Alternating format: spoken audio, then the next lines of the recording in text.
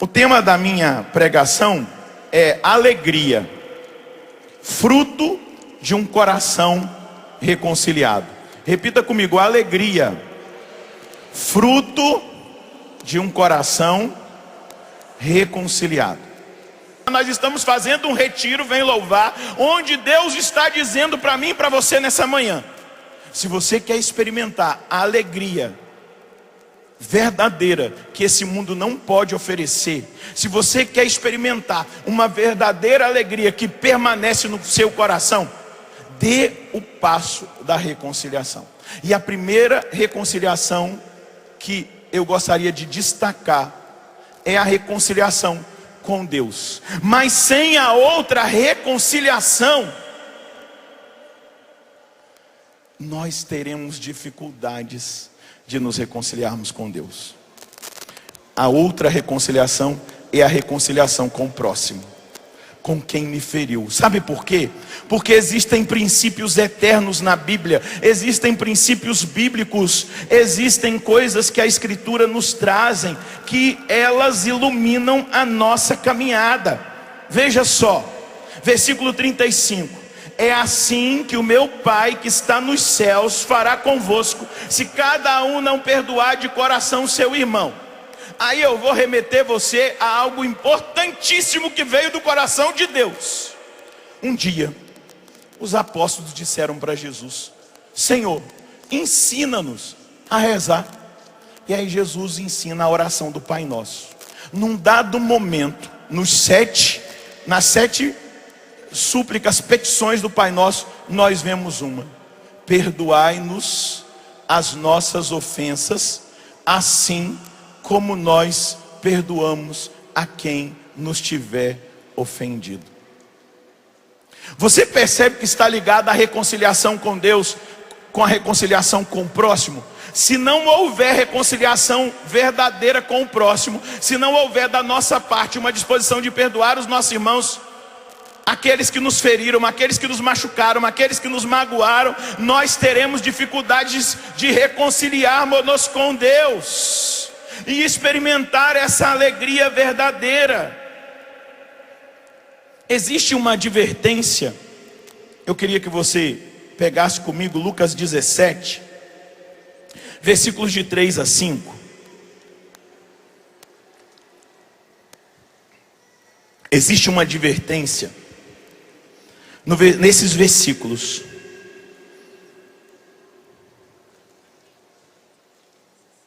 Lucas 17, de 3 a 5. Cuidado! Olha a chamada de atenção de Jesus. Repita comigo: cuidado. Repita para quem está em casa ouvir: cuidado. Diga para quem está do seu lado: cuidado. Gente, não sou eu que estou dizendo não, é Jesus. Jesus está fazendo uma advertência e ele chama a atenção. Fiquem atentos, cuidado, portanto, se teu irmão pecar, repreende-o. Se ele se arrepender, perdoa-lhe. Se pecar contra ti 7 vezes num só dia, e 7 vezes vier a ti, dizendo eu estou arrependido, perdoa-lhe. Versículo 5. Olha a reação dos apóstolos. Deve ser a mesma nossa, né? Os apóstolos disseram ao Senhor: aumenta a nossa fé, porque isso não está no plano meramente humano, isso está no plano sobrenatural, e nós precisamos de fé na palavra de Jesus Cristo, de fé na Escritura, de fé que nós não conseguiremos nos reconciliar com Deus se nós não dermos o passo da reconciliação. É uma advertência aos discípulos. Jesus está dizendo que o perdão é recorrente. Se a pessoa recorrer na ofensa, nós temos que dar o passo do perdão e ela precisa ser perdoada. Ah, padre, e se ela não se arrepender? Aí é o passo da fé, que daqui a pouco nós vamos chegar lá. Perdoar a pessoa que pede 7 vezes num dia, se precisar, é preciso liberar o perdão. Isso está além da nossa força. Nós temos que adentrar o sobrenatural para experimentar aquilo que Deus revela e nos pede e nos entrega nessa manhã. Às vezes as pessoas dizem assim: ô padre, é impossível praticar isso que Jesus pede. Essa realidade relacionada ao perdão, isso é injusto demais. E aí eu cito para você a carta aos Hebreus, no capítulo 6, no versículo 10. Vai dizer: Deus não é injusto. Se eu disser que Deus é injusto, eu estou indo contra a Bíblia, a Escritura, e eu estou atribuindo algo a Deus que é impossível Ele ser. Ele é o Deus da justiça. Diga comigo: Deus não é injusto. E aí eu preciso dizer para você: Deus nunca nos levaria a perdoar um ofensor simplesmente se o perdão fosse algo bom somente para o ofensor e não para nós. O perdão, em momento algum, a reconciliação com o próximo, em momento algum, ela fere a justiça de Deus. A gente precisa ter essa consciência. Ela não fere a justiça de Deus. O perdão está totalmente relacionado à justiça de Deus. A reconciliação está profundamente relacionada à justiça de Deus. Por isso que Jesus está dizendo: tomem cuidado. Diga comigo: tome cuidado. Eu vou falar o meu nome, você fala o seu. Padre Roger, tome cuidado. Repita mais uma vez o seu nome, eu vou dizer o meu. Padre Roger, tome cuidado. Essa realidade que aparentemente parece uma injustiça, relacionada ao perdão, relacionada à reconciliação, ela não está vinculada somente a liberar o nosso ofensor, mas ela está vinculada a algo importante que nós precisamos compreender nessa manhã. Ela está vinculada a uma proteção do nosso coração. Ela está vinculada a uma proteção da nossa dimensão salvífica, dos passos que nós precisamos dar para a nossa salvação. Ela não está vinculada somente às nossas emoções, porque as nossas emoções são muito abaladas pela falta de perdão. Quantas pessoas entraram no processo depressivo, de ansiedade, de pânico, por causa da amargura da falta de perdão? E aí eu poderia aqui elencar aquilo que a falta de perdão gera nas emoções, no físico. Existem pesquisas científicas que revelam doenças físicas causadas pela falta de perdão. Inflamações, bursite, artrite e outras inflamações no organismo. Problemas no estômago, problemas na coluna. E até mesmo câncer pode ser produzido e gerado por uma atitude de não perdoar o próximo e ficar alimentando a amargura que o perdão gera na alma. Lembra que naquele primeiro texto que nós lemos, vai dizer de torturadores? A falta de perdão tortura a nossa emoção. A falta de perdão tortura o nosso psicológico. A falta de perdão tortura o nosso físico. E pior ainda, a falta de perdão tortura a dimensão da nossa vida espiritual. Nós não conseguimos avançar. Tem muita gente que fala assim: mas eu rezo e não obtenho resposta. Faça um exame de consciência. Olhe para dentro de você e perceba: se não houver perdão, há bloqueio de graça na nossa vida. Há dificuldade para que a graça de Deus atinja o nosso coração, para que a graça de Deus mude as situações. Nossa, mas eu estou rezando por essa situação há tanto tempo. Mas você perdoou o seu irmão? Você perdoou aquela pessoa que mais te feriu? Comece a avaliar. Vamos lá na carta aos Hebreus, no capítulo 12, nos versículos 14 e 15. Carta aos Hebreus, no capítulo 12, nos versículos 14 e 15.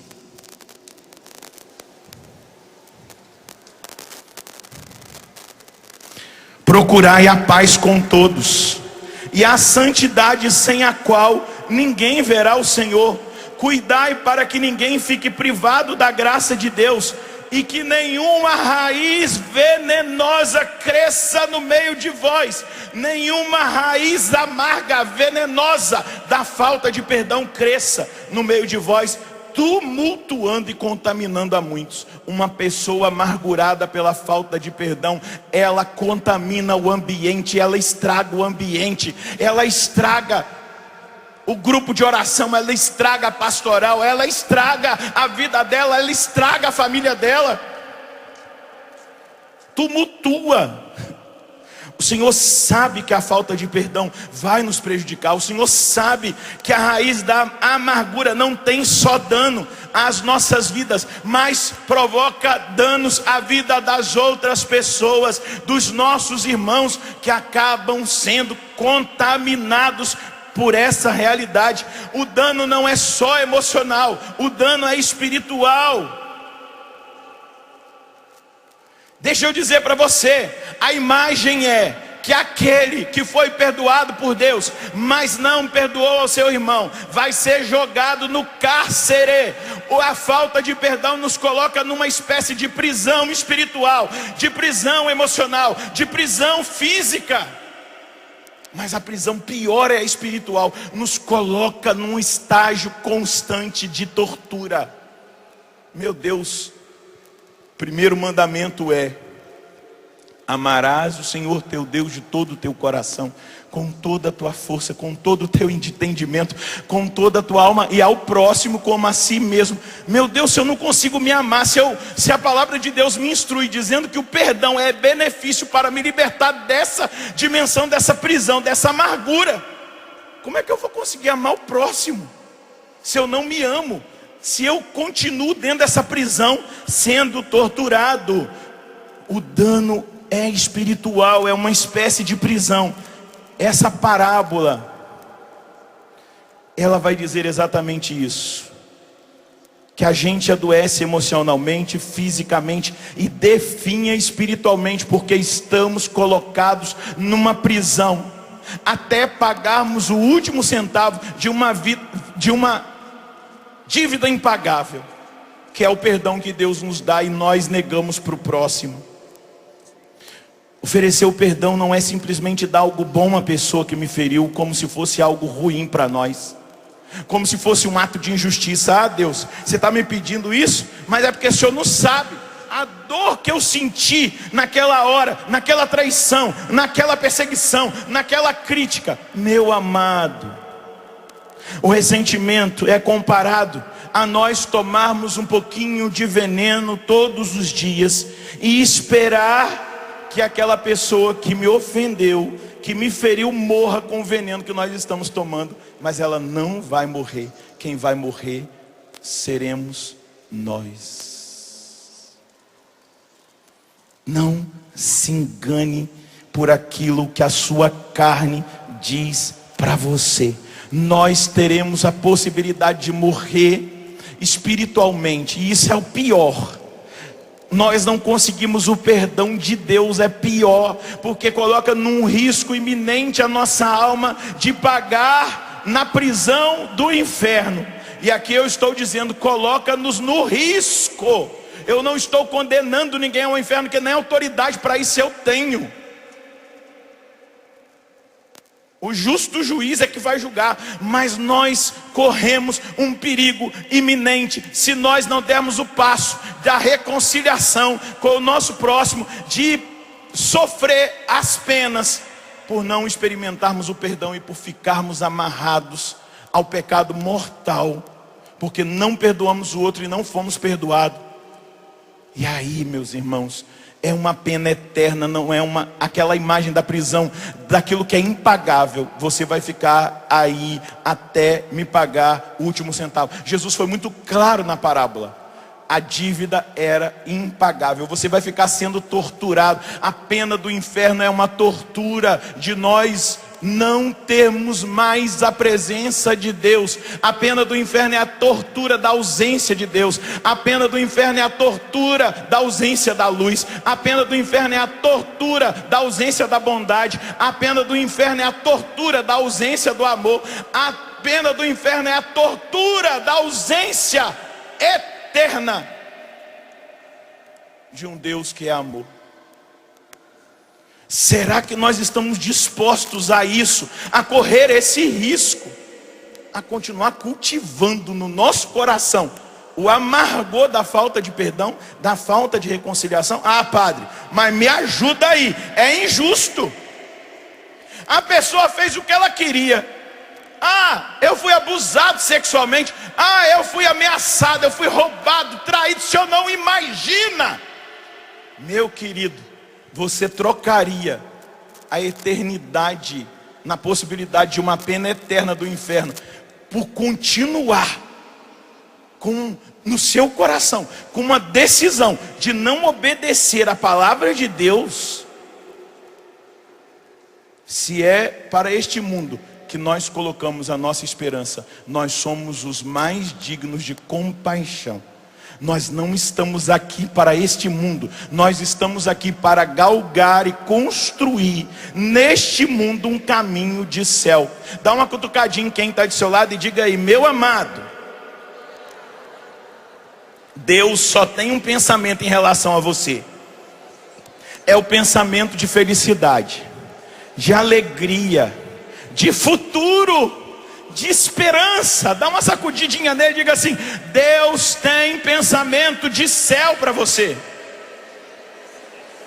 Por isso ele fala, diga aí, por isso ele fala com você nessa manhã. Jesus diz: se nós não perdoarmos as ofensas dos outros, nós não seremos perdoados por Deus, pelo Pai.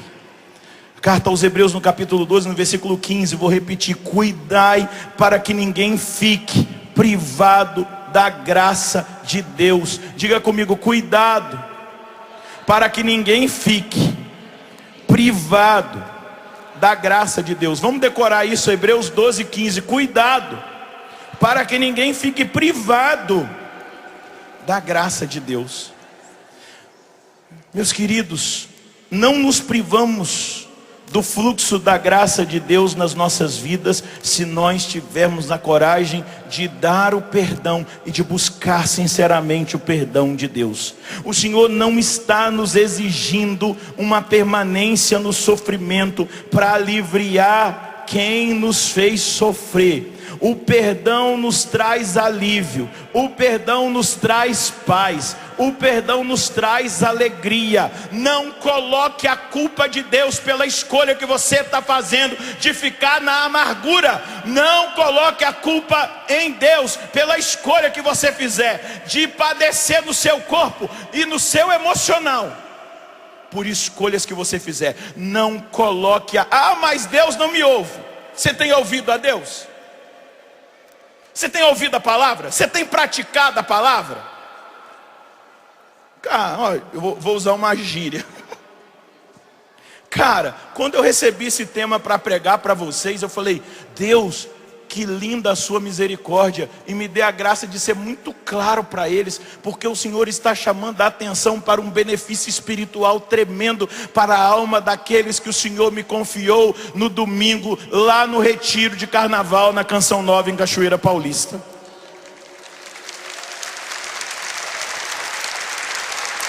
Sabe por quê? Porque a gente terceiriza a nossa responsabilidade. A gente culpa Deus, culpa o outro, mas nunca olha para nós. Não é verdade? Estou errado? Não. A culpa é sempre de Deus ou é do outro, nunca minha. Se eu sou cristão, eu sou orientado pela palavra de Deus, pelo Evangelho de Jesus Cristo, por aquilo que Ele entregou à humanidade.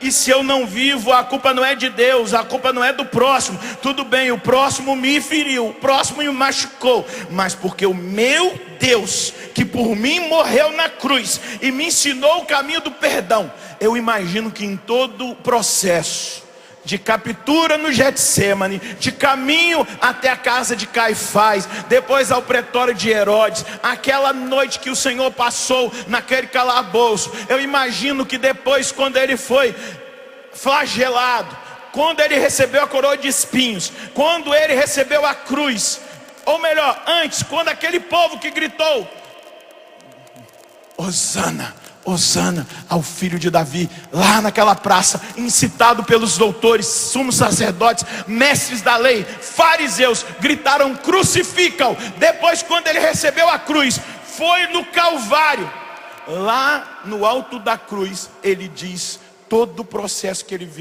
viveu desde o Getsêmani. E eu imagino que foi uma espécie de terço bizantino que Jesus rezou até chegar na cruz. Pai, perdoa, porque eles não sabem o que fazem. Pai, perdoa, porque eles não sabem o que fazem. Pai, perdoa, porque eles não sabem o que fazem. Pai, perdoa, porque eles não sabem o que fazem. Eu imagino a Virgem Maria dizendo no coração dela, com todo aquele sofrimento: Pai, perdoa, porque eles não sabem o que fazem. Porque foi isso que o Pai ensinou: perdoar.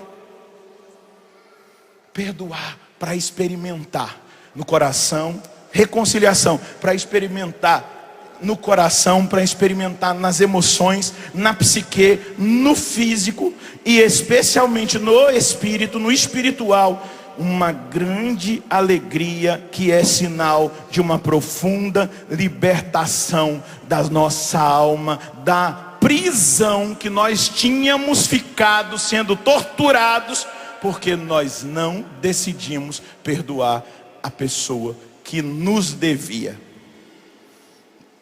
Você está entendendo?